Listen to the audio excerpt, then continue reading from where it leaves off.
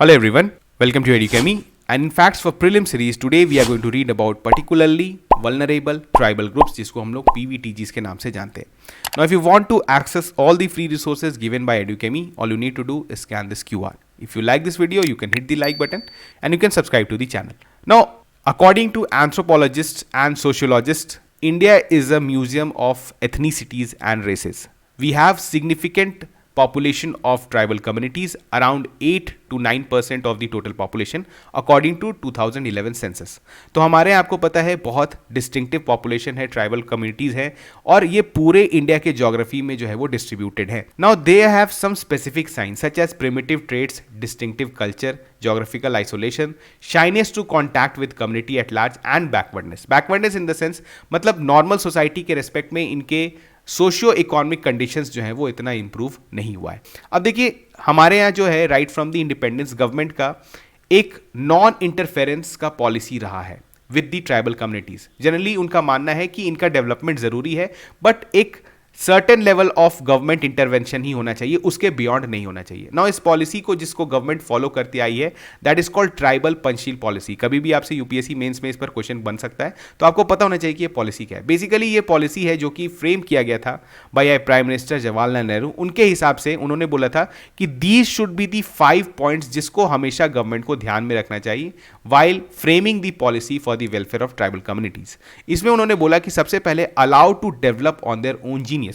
ना उनको अपने इंटेलेक्ट के हिसाब से डेवलप करने देना चाहिए. इसमें गवर्नमेंट को बहुत फोर्सफुली सारे डेवलपमेंट प्रोग्राम्स या बोल सकते हैं उनके जो सोशियो इकोनॉमिक डेवलपमेंट को वहां पर फोर्स नहीं करना चाहिए because they have a certain primitive traits जो कि वो प्रोटेक्ट करना चाहते हैं एट एनी कॉस्ट. दूसरा क्या है, उनके right of land and forest को बहुत रिस्पेक्ट करना चाहिए. देखिए जब भी इंडिपेंडेंस की पहले या की आप बात करते हैं तो आपने पढ़ा होगा कि there were lot of tribal revolts, uprisings बहुत ज़्यादा हुए थे. तो जस्ट बिकॉज कि ब्रिटिश गवर्नमेंट ने उनके लैंड एंड फॉरेस्ट राइट्स को जो है वो रिकॉग्नाइज नहीं किया, उनके अगेंस्ट एट्रॉसिटीज़ की, तो गवर्नमेंट ने बोला कि उनके लैंड्स और फॉरेस्ट राइट को हम लोग रिकॉग्नाइज करेंगे. अगर आपको पता है जो फॉरेस्ट राइट एक्ट है 2006 वो इसी पॉलिसी पर बेस्ड है. इसके बाद क्या है, train and build up team of their own people, not to over administer their areas and overwhelm them with multiplicity of schemes. उनके लिए बहुत कॉम्प्लेक्स स्कीम्स नहीं लाना है, बहुत मल्टीपल स्कीम्स उनके लिए नहीं लाना है और उनके जो एरियाज को एडमिनिस्टर करना है वो बहुत हद तक उनको ही करने देना चाहिए. अगर आपने शेड्यूल 5 और शेड्यूल 6 ऑफ इंडियन कॉन्स्टिट्यूशन पढ़ा होगा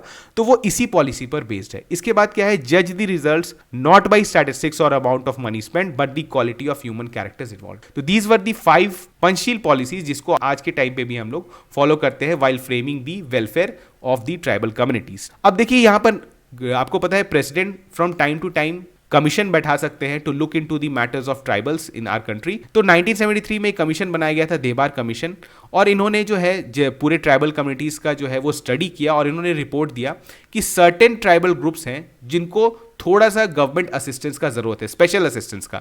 तो इन्होंने इस ट्राइबल ग्रुप को कैटेगराइज कर दिया एज प्रिमिटिव ट्राइबल ग्रुप्स जिसको हम लोग पीटीजीज के नाम से जाने लगे. Basically these were less developed among the tribal group. Now in 2006 government of India ने इसी ग्रुप को रीनेम कर दिया as particularly vulnerable tribal groups और उन्होंने स्पेसिफिक क्राइटेरियाज मेंशन किया कि कैसे हम लोग आइडेंटिफाई करेंगे पीवीटीजीज को. तो यहां पर ये प्रीलिम्स पॉइंट ऑफ व्यू से काफी इंपॉर्टेंट हो जाता है. ये क्राइटेरियाज आइडेंटिफिकेशंस को आप बहुत ध्यान से देखिए. The first criteria is pre agriculture level of technology. जो ये पीवीटीजीज होंगे ये जनरली अभी भी pre agriculture level of technology follow कर रहे हैं. मतलब पुराने टेक्निक्स जो होते थे एग्रीकल्चर के, स्लैश एंड बर्न टेक्निक्स और भी जो पुराने प्रिमिटिव टेक्निक्स होते हैं उसको आप फॉलो कर रहे हैं.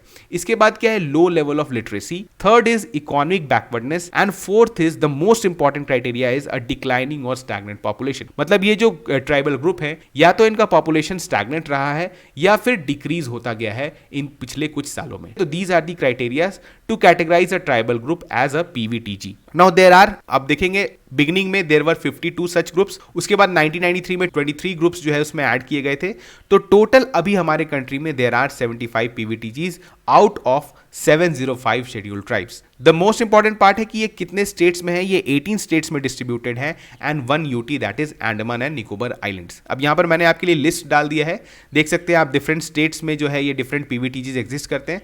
आपसे यहां पे एक क्वेश्चन बन सकता है कि किस स्टेट में जो है वो पीवीटीजी नहीं है. यूपीएससी इसी तरह के इंफॉर्मेशन को यूज करके आपसे क्वेश्चन पूछ सकता है. अब देखिए अगर आप जिस स्टेट में हाईएस्ट अमाउंट ऑफ पीवीटीजीज है दैट इज ओडिशा. तो यहां पर आप देख सकते हैं करीबन वहां पर जो है 14 to 15 ग्रुप्स जो है वो एग्जिस्ट करते हैं, तो ये भी क्वेश्चन आपसे एक बन सकता है। चलिए moving on. Now India tribal population जो है वो मेकअप करता है 8.6 of the total population. Now this data is based on 2011 census. जब न्यू सेंसस आएगा तो ये डेटा भी थोड़ा सा अपडेट हो जाएगा, लेकिन आपको अप्रोक्सीमेटली स्टैटिस्टिक्स पता होना चाहिए। अब देखिए इसमें जो पीवीटीजीज हैं वो कुछ सर्टेन पीवीटीजीज हैं जिनका पॉपुलेशन ओवर 50,000 भी है, लेकिन कुछ ऐसे हैं जिनका पॉपुलेशन बहुत कम है और लगातार डिक्लाइन करता जा रहा है। जैसे आप देखेंगे जो सेंटिनेलेट्स हैं एंड एंडमनीज हैं has a very small population of 39 and 43। तो इनको प्रोटेक्ट करना जो है वो गवर्नमेंट का अटमोस्ट प्रायोरिटी है। इसके बाद हम लोग आगे बढ़ते हैं। जो क्वेश्चन आया पूछा गया है 2019 में एक इस पीवीटीजी पर बेस, तो चलिए हम लोग करते हैं solve. Now consider the following statement about particularly vulnerable tribal groups in India. The first statement is PVTGs reside in 18 states and 1 UT. The second is a stagnant or declining population is one of the criteria for determining PVTG status. Third is there are 95 PVTGs officially notified in the country so far. Fourth is irregular and Condor ready tribes are included in the list of PVTGs. Now which of these statements given above are correct? The given options are 1, 2 and 3, 2, 3 and 4, 1, 2 and 4 and D is 1, 3 and 4. तो जल्दी से सोच के बताइए इसका सही answer क्या होगा।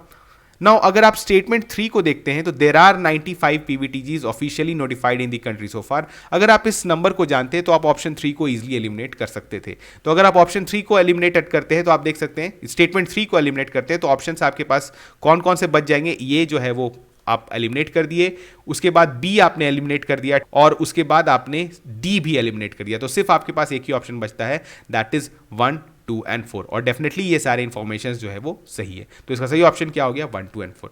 नाउ इसी तरह के इन्फॉर्मेटिव वीडियोस आपके लिए लाते रहेंगे ऐसे इन्फॉर्मेशन पे जिस पे यूपीएससी प्रीलिम्स पे क्वेश्चन बना सकता है। आप इन वीडियोस को ध्यान से देखिए। After seeing the video you can also do certain researches. आप थोड़ा रिसर्च भी कर सकते हैं, गूगल सर्च करिए, थोड़ा इन्फॉर्मेशन और गैदर करने की कोशिश करिए। और कभी भी अगर प्रीलिम्स में आपसे इस पे बेस्ड क्वेश्चन आता है तो डेफिनेटली आपको एग्जाम में ये स्ट्राइक करेगा कि आपने कभी ना कभी इस इन्फॉर्मेशन को देखा है। ठीक है, तो चलिए मिलते हैं नेक्स्ट वीडियो में, तब तक थैंक यू।